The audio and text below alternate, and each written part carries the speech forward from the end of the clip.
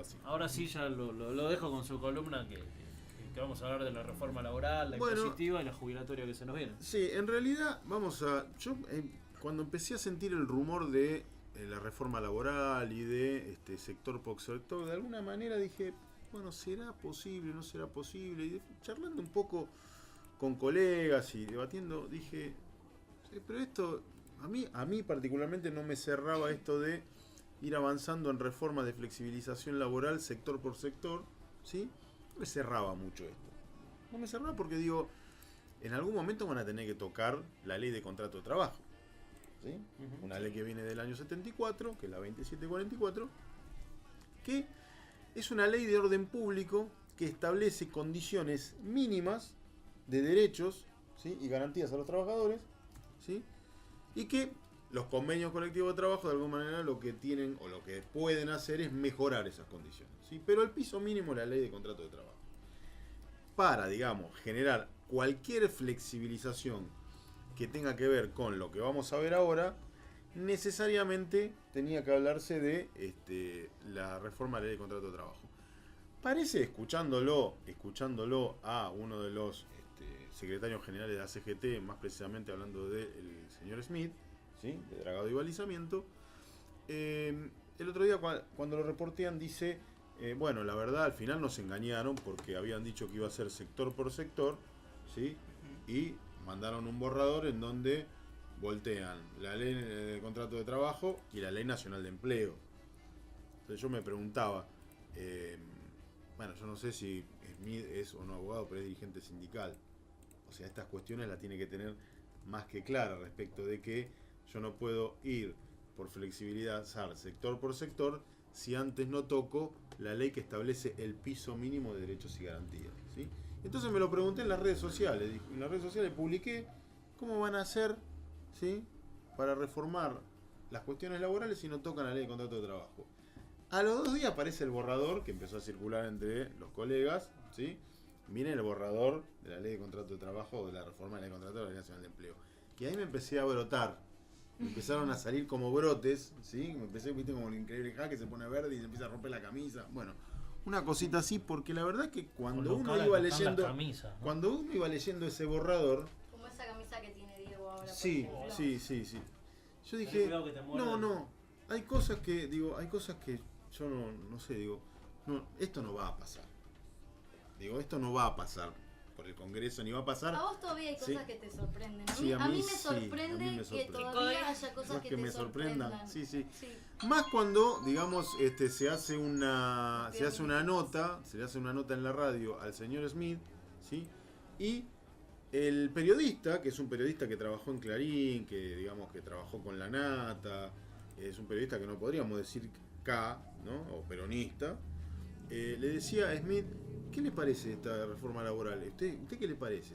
Y el señor Smith decía, bueno, hay que sentarse y analizarla, ¿no? Hay que sentarse y analizarla. Para ver si se brotan como me estoy brotando yo ahora, vamos a hablar un poquito de qué es la reforma laboral o por lo que van con la reforma laboral. Lo primero que hacen es modificar el artículo 30 de la Ley de Contrato de Trabajo, que establece la solidaridad entre empresas respecto a la responsabilidad sobre los créditos laborales. ¿Cuándo se da esta solidaridad? Cuando, ¿vieron? Vamos a hacerlo práctico para que los amigos y amigas que escuchan nos entiendan. ¿Vieron cuando uno va a un supermercado y ve a los muchachos repositores de un supermercado y después ve una gente que limpia, ¿sí? Pero que no tiene la remera de Coto atrás, supongamos? Tiene una remera de Limpimax, Sociedad Anónima, sí. Limpitec, ¿no? Uno dice, ¿esta gente trabaja para Coto? No, esta gente trabaja para otra empresa que no es Coto, ¿sí? Pero limpia para Coto. Su gente ¿no? trabaja en varios Exactamente. lugares. ¿Qué es lo que establecía el artículo 30 antes? Si esa persona tenía que reclamar algún crédito laboral, como la limpieza es una parte esencial, ¿sí? De la actividad de un supermercado, porque en un supermercado si está sucio uno no compra, con lo cual la limpieza es una cuestión fundamental. Que cada vez sucede más igual, Sí, las sí. góndolas con pero alimentos podridos, Sí. vencidos. Pero más allá de eso, ¿qué es lo que pasaba? Si esa persona quedaba de ver, o esa persona que era, digamos, empleada de una tercerizada, le quedaban a deber, ¿sí? O la empresa tercerizada quebraba, ¿no? se podía demandar a, en este caso, Coto. ¿Sí? Eran solidariamente responsables de los créditos laborales. Bueno, esto la reforma lo voltea. Es decir, que esa persona que está trabajando para Coto, tercerizado, para cualquier otra empresa tercerizada, si quiebra o la echan, o le quedan a deber créditos laborales, no va a poder reclamar a la empresa que la terceriza o que utiliza esos servicios de tercerización. Va a poder reclamar únicamente a esa empresa, que generalmente o son empresas creadas por la misma empresa, ¿sí? O son empresas creadas por la misma empresa para simular que Solo no es una empresa mía, gente, ¿sí? claro. Que esto tiene que ver con el carácter transitivo de las sociedades anónimas, ¿sí? Yo tengo una sociedad anónima, puedo crear otra sociedad anónima, y después de esa sociedad anónima puedo crear otra sociedad anónima, y así sucesivamente. O sea que la reforma Sí. laboral no impacta a todos los trabajadores por igual. No, en realidad impacta a todos los trabajadores por igual, porque la solidaridad respecto a los créditos laborales entre empresas tercerizadas se aplicaba a cualquier trabajador que esté dentro de la ley de contrato de trabajo, ¿sí? Bueno, esto, la reforma, el borradorcito de Mauricio Macri, le dice: no, muchachos, la solidaridad respecto a los créditos laborales, no, ¿sí? Esto por un lado. Después se crea... Perdón, Sí. no te quiero interrumpir, pero Sí. antes de continuar Sí. con todo esto, ¿cómo es, si se sabe, que se decidió esta reforma laboral? ¿Quiénes son los que la redactaron? ¿Fue una especie de democracia participativa? No. ¿O hubo dos funcionarios ahí sentados pensando entre comillas, Y ¿no? hagamos de cuenta una cosa, porque acá lo que me parece Macri que... seguro que no la redactó. No. Acá lo que me parece que lo que estamos, digamos, perdiendo de vista es que tenemos un gobierno que son CEOs y empresarios, ¿sí? Los CEOs y empresarios tienen una gimnasia con esto, porque como CEOs y empresarios tienen una relación directa con los trabajadores y tienen una relación directa con los derechos laborales, ¿sí? Por eso tienen sus departamentos de recursos humanos y sus departamentos legales, que son los que manejan este tipo de cuestiones. Entonces, cuando redactan una reforma de este tipo, lo que hacen es decir: ¿qué es lo que más me jode en mi empresa? Esto, y sobre esto se ponen a trabajar. Esta redacción obviamente está hecha por empresarios, ¿sí? Y enfoca en los puntos principales por medio de los cuales se ven como de alguna manera limitados a establecer un régimen muy demasiado flexible. Pero más allá de que de que existe como una ley de Sí.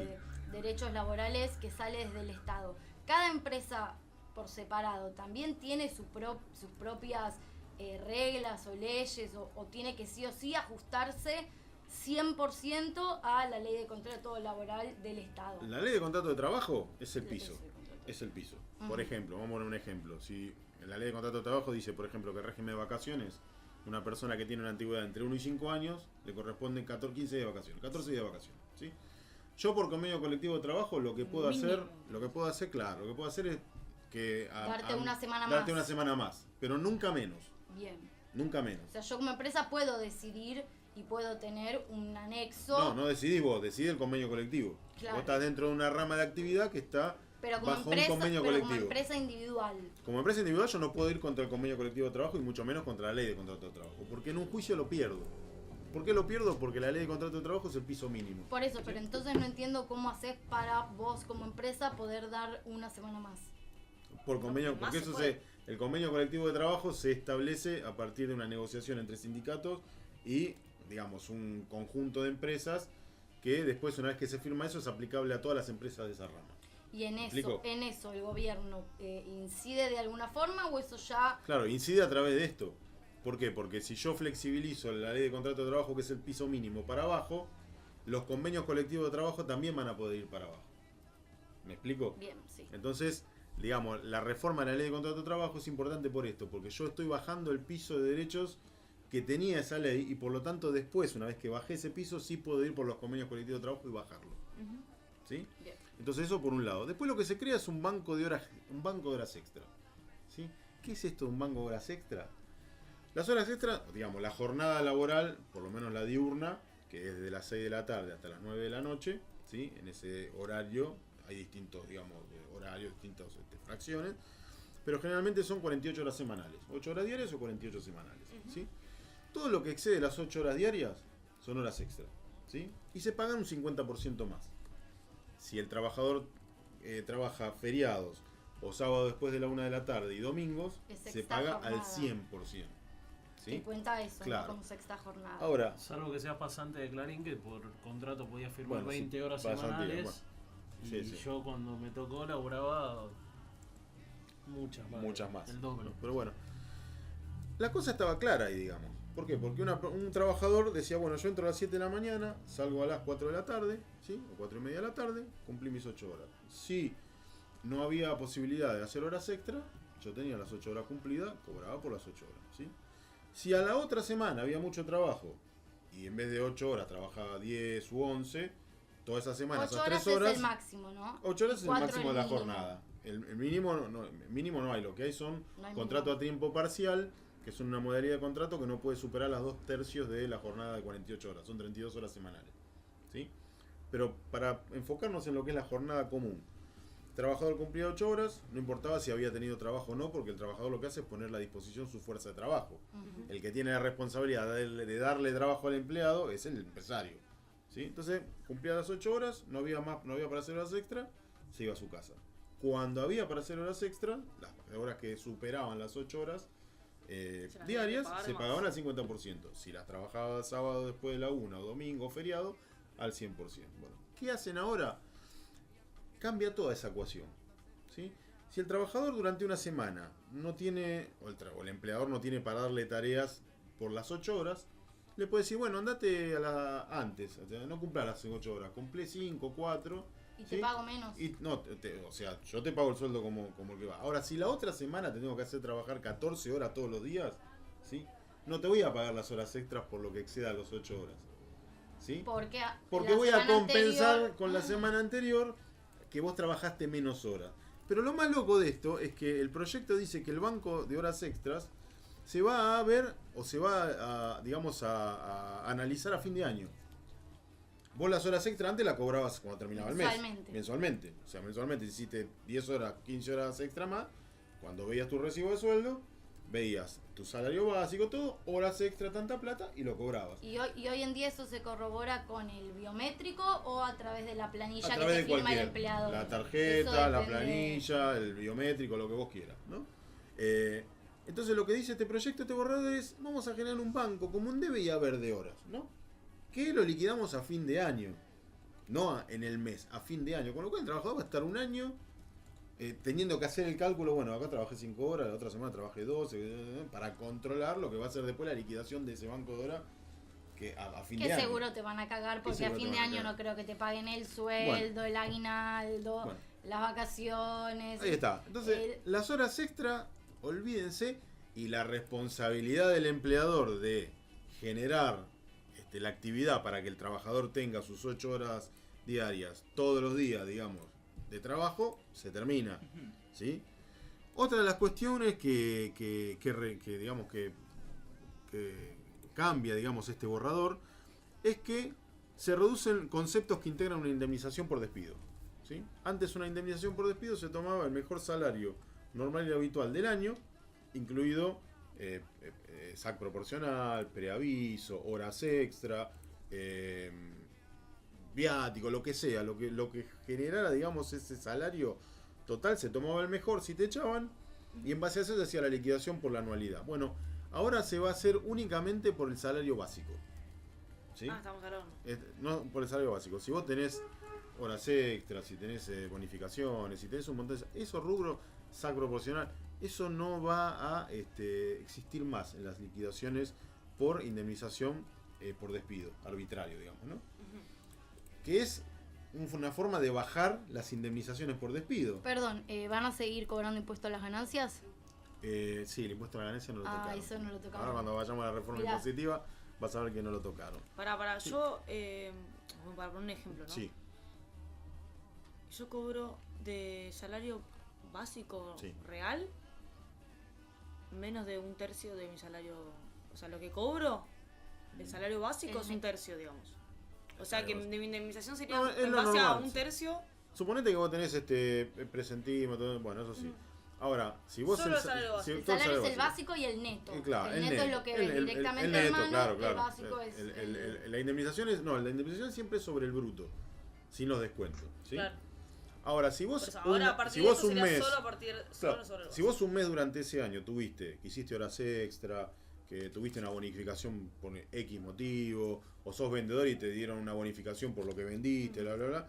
Vos ponele que venías cobrando 10.000 pesos y un mes cobraste 15 de ese año, ¿sí?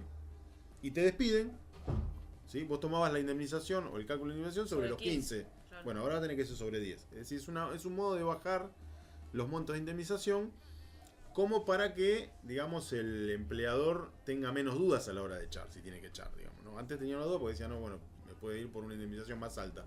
Ahora la indemnización va a ser más baja, con lo cual va a ser mucho más fácil despedir. Cambian la redacción de la definición de contrato de trabajo, ¿sí? La definición de la redacción de contrato de trabajo era que había contrato de trabajo cuando una persona, ¿sí?, se disponía a hacer en beneficio de otra una actividad, un servicio o una obra, ¿sí? Y esa otra persona, como contraprestación, lo que abonaba era una remuneración en dinero. Bueno, ahora cambiaron la redacción y hablan de un contrato colaborativo entre empleador y empleado, ¿sí? Y también introducen la palabra productividad en el tema de en la relación en la definición de contrato de trabajo. ¿A qué refieren con productividad, digamos, es un Igual contrato en de muchos colaboración. espacios ya existe lo de la productividad. Por ejemplo, Sí, ANSES sí. paga productividad. Está bien, pero el problema no es que pague productividad. El problema es que a vos no te paguen por Es a lo productividad mínimo, y cuando no claro. tenés productividad a vos te descuenten o te bajen el sueldo. ¿Sí? Porque como decíamos recién, vos tenés, como empleador, tenés la obligación de generar trabajo para el trabajador. ¿sí? Bueno, pero en ANSES ya hace muchos Ya años ya pasa. que Bueno, existe eso. Por ejemplo, vos a mitad de mes, vos cobras a principio de mes lo Sí. que te corresponde el mes pasado. Sí. Y a mitad de mes cobras productividad Ujú. en caso de que, digamos, tengas todo en orden. Si algún día faltaste y la falta está injustificada, Ujú. no es que te descuentan un porcentaje, no cobras productividad. No comes productividad. Sí. Pero podemos Bueno. convenir que eso es como una cosa más Sí, a partir del piso. claro, Digamos. Esto sería el vendría piso, una sería cosa más. productividad. Claro, acá el piso sería productividad y aparte lo que dice la nueva redacción de ese artículo es que hay un contrato de colaboración y en realidad no hay un contrato de colaboración en una relación laboral. No hay una colaboración entre el empleado, o la colaboración está inmersa Colaboración dentro de lo que sería son entre los deberes y obligaciones de las partes. Como empleado, uno tiene la obligación de colaborar, porque para eso trabaja. Así que todavía no sabemos esta redacción, por lo menos a qué apunta y para mí, no es una opinión personal, para mí lo que se introduce es la cuestión de productividad para generar muchísimo más flexibilización en el tema de los salarios. Esto Sí. igual es un borrador, ¿verdad? Sí, esto es un todavía borrador. no, digamos, todavía Esto no es está. un borrador. ¿Y quién lo tiene que aprobar? O sea, Macri mañana puede sacarlo y sale, Bueno, o tiene que ir como proyecto de ley Claro, a tiene que ir alguna como proyecto de cámara. ley. Tiene que ir como Bien. proyecto de ley porque es una ley que va a reformar otra ley. Y una ley solamente se puede O sea que reformar tiene por que ley. ser aprobado por diputados. Tiene que pasar por diputados, tiene que pasar por senadores, tiene que pasar por la comisión de diputados correspondiente. Tenemos respecto a la ley de esperanza. trabajo. ¿Esto no lo pueden pasar como decreto de necesidad de urgencia?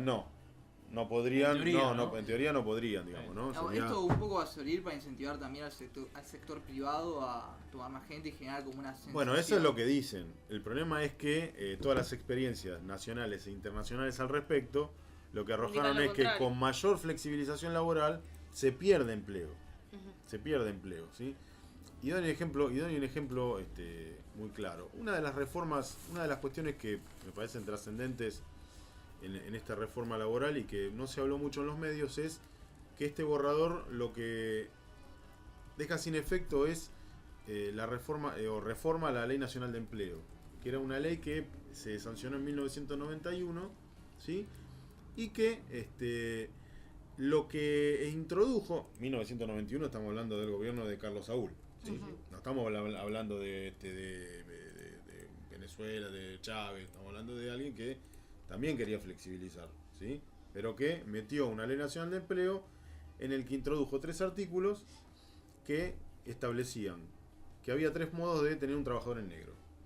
O totalmente en negro, o tener una parte del sueldo en negro, ¿sí? O registrarlo en una fecha postdatada, es decir, que entra en una fecha y después ponerle de 2 años lo registrás, pero en vez de registrarlo 2 años para atrás lo registrás a partir de esa fecha, o sea, hay 2 años que estuvo en negro, ¿sí? Esas 3 circunstancias habilitaban al trabajador a reclamar al empleador para que se lo registre correctamente, bajo percibimiento de considerarse despedido, y accionar por una indemnización, por esa Ley Nacional de Empleo, que era el 25% de todos los salarios que vos cobraste desde que inició la relación laboral hasta que vos te considerás despedido. No 2 años para atrás. Si trabajaste 10 años en negro, vos podías agarrar la mejor remuneración del año, multiplicarla por 10 y sacás el 25%, y esa era la indemnización, que digamos en números reales equivalía a 3 veces lo que una indemnización por un trabajador que estaba en blanco. Es decir, que era una multa que agravaba la indemnización en favor del trabajador, ¿sí?, para un empleador que tuviera a un trabajador en negro. Te puedo ¿sí? hacer una pregunta Sí. bien rápido, capaz no tiene mucho que ver, pero hoy lo vi en la tele y me sorprendió bastante. ¿Qué es lo que hicieron en función a, viste que no sé si son retenciones al vino o qué, pero están súper enojados los viñedos o la gente que Las que economías labura, regionales. Sí. las economías regionales, y hoy escuché que había uno que decía: la verdad es que nosotros con el gobierno hemos trabajado siempre, Sí. digamos, siempre se nos ha consultado, y con esta ley no se nos ha consultado para nada, ni siquiera cuáles podrían ser digamos, las dificultades o las problemáticas que nos llevaran. ¿Qué tan terrible es esto? ¿O es una de las primeras cosas que eso no es tan grave? Eso lo vamos a hablar ahora cuando hablemos de la reforma impositiva. Pero te adelanto que subieron los impuestos internos de esos, y eso se va a traducir en precios, ¿sí? Así que, pero digamos, ¿no? Pero para continuar con la Ley Nacional de Empleo, lo que antes podía reclamar un trabajador, ¿sí?, como indemnización, que era el triple de una indemnización normal cuando el trabajador estaba en negro y se consideraba despedido o era despedido, ahora cambia, y lo que hace es establecer una multa del 25% sobre el salario mínimo vital y móvil, ¿sí?, sobre el salario mínimo vital y móvil, no sobre lo que cobraba el trabajador en realidad, sobre el salario mínimo vital y móvil, que hoy creo que está en 8.000 pesos y en enero recién va a estar en 10.000, ¿sí? Con lo cual, hagamos una cuenta sencilla. Si yo tengo un trabajador al que le pago 30 lucas, ¿sí?, y lo tengo en negro, ¿sí?, yo me ahorro como empleador el 32% de cargas sociales, ¿sí?, que son algo así como 6.400 pesos, ¿sí? Sí. Si con la nueva ley el trabajador ya no puede reclamar esa indemnización, a mí como empleador hago cuenta sencillo. Me ahorro con el trabajador en negro 6.400 pesos por mes, ¿sí? Si me agarran, tengo que pagar una multa que son hoy 2.000 pesos por mes, ¿sí? O sea que, haciendo cuentas, yo tengo un trabajador en negro, prefiero ahorrarme 6.400 pesos, ¿sí?, y si me agarran, pagar una multa de 2.000 pesos, ¿sí? ¿Por qué? Porque la multa es sobre el salario mínimo vital y móvil, no sobre lo que cobraba el trabajador. Neto. Con lo cual, la reforma de la Ley Nacional de Empleo, tal y como está planteado en este borrador, lo que hace es darle muchísimas más herramientas y darle muchísima más tentación al empleador de tener trabajadores en negro, porque le sale más barato pagar la multa del 25% sobre el salario mínimo vital y móvil que blanquear un empleado, por ejemplo, de 30 lucas y pagar el 32% de carga social. Estamos hablando de 6.400 pesos que le significaría al empleador tener en blanco a ese trabajador, y una multa de 2.000 pesos. O sea que se ahorraría, aún pagando la multa, 4.000 pesos por mes en cargas sociales, ¿sí? A mí me gusta lo que estás diciendo porque yo había visto en la televisión a los amantes de la reforma laboral decir, que la reforma laboral era en realidad no decían flexibilización, ¿no?, pero como un acomodamiento de las condiciones de trabajo en blanco para que los empresarios dejen de tener empleados en negro, justamente, y los hagan estar en blanco, digamos, ¿no?, los hagan legales. Y justamente lo que está diciendo es lo contrario. No, es que es lo O sea, contrario. justamente lo que dice Es la lo reforma contrario. es lo contrario. Otra de las cuestiones que se modifican es las cargas, los aportes patronales, ¿sí?, que va de la mano con la reforma impositiva. Los aportes patronales hasta 12.000 pesos no se van a pagar. O sea, vos tomás un empleado a 12.000 pesos y no pagas ningún aporte patronal, ¿sí? Y empezás a pagar, ¿sí?, el aporte patronal de lo que exceda a los 12.000 pesos, ¿sí? Ahora bien, si yo tengo un empleado de 20 años de antigüedad que cobra, no sé, 25.000 pesos, y ese trabajador obviamente va a pagar cargas sociales. Si yo puedo echarlo y tomar un trabajador de 12.000 pesos y no pagar cargas sociales, ¿qué es lo que voy a hacer? Lo he hecho. Voy a echar. ¿Sí? Y aparte tengo ahora disminuida los montos de indemnización. Porque sacaron un montón de cuestiones. Es un negocio, ¿sí? claro. Pero además otra cosa. Si yo quisiera tomar a ese trabajador y no le pudiera pagar 12.000 pesos y le tendría que pagar más, lo que puedo hacer es tomarlo, pagarle 12.000 pesos en blanco y lo que exceda de los 12.000 pesos se lo pago en negro. Entonces me ahorro las cargas sociales por el exceso de 12.000 pesos y las cargas sociales porque hasta 12.000 pesos no pago. Hay mucho que pensar. Digamos, los empresarios de este país no tienen el ejercicio para entender esto. Tienen un ejercicio mucho más acabado que el mío. Y además a mí me ha tocado estar presente en audiencias por juicios laborales en donde los propios colegas le decían no, está bien, vamos a pagar la indemnización porque a mi cliente le conviene más pagar la indemnización cuando lo despide que pagar las cargas sociales a la FIP. O sea, esto lo he escuchado yo, a mí no me lo han contado. O sea que este tipo de mañas, ¿sí?, ya lo tienen incorporado.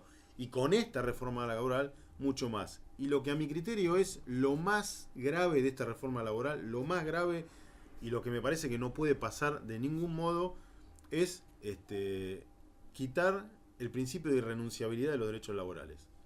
¿Qué es? El principio de irrenunciabilidad de los derechos laborales es un artículo de la Ley de Contrato de Trabajo que establece que los derechos y garantías, el piso mínimo que establece la Ley de Contrato de Trabajo, el piso mínimo de derechos laborales, no puede dejarse sin efecto ni cambiarse por convenciones entre partes, ¿sí? Si el empleador y el trabajador convenían con este principio ceder o renunciar a alguno de esos derechos, esa cesión de derechos, esa renuncia de derechos, no tenía ninguna validez. En juicio no tenía validez, ¿sí?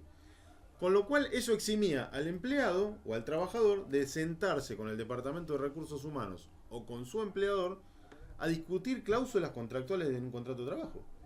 ¿Por qué? Porque no era necesario, porque por más que lo firmes, no tenía validez.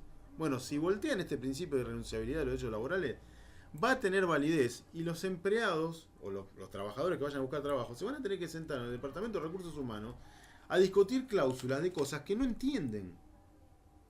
Y lo peor es que la desesperación los va a llevar a firmar cualquier renuncia en este tipo de derechos y van a ser válidos. Con lo cual, el principio de renunciabilidad de los derechos no puede pasar de ninguna manera. Ni por el Congreso, ni por la CGT, ni por ningún convenio, por nada, por ningún sindicato puede pasar esto. Porque además, vamos a tener que establecer qué firmó cada trabajador para ver qué es lo que se puede reclamar y qué es lo que no se puede reclamar.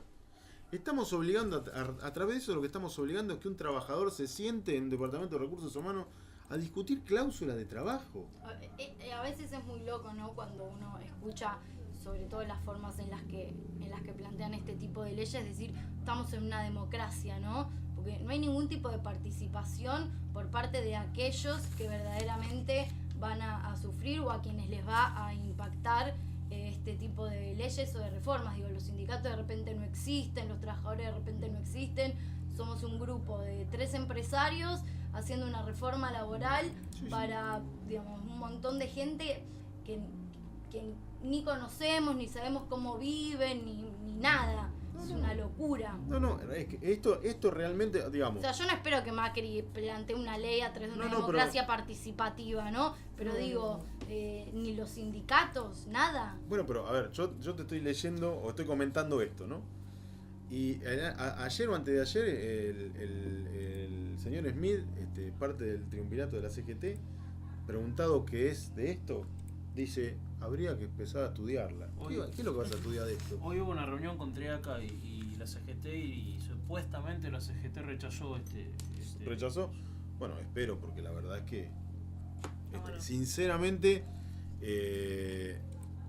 analizando toda la reforma, que es muy larga, y la verdad que no tenemos tiempo para analizar todo. Yo di a todo esto, ¿en qué andará Moyano, no? Bueno, Moyano está preocupado porque parece que le hicieron la cruz y lo van a empezar a perseguir judicialmente. Así que parece que se pudrió la amistad. Sí, se pudrió la amistad. De manera que, bueno, para redondear nada más, digo, esta reforma lo que hace es aniquilar los derechos de trabajadores que costó muchos años, mucho sacrificio y mucha sangre conseguir. Atrás de todo esto que estábamos hablando, hay muertes, Sí. hay persecuciones, hay desapariciones, hay un montón de cuestiones. Esto, tal como está planteado, no puede pasar.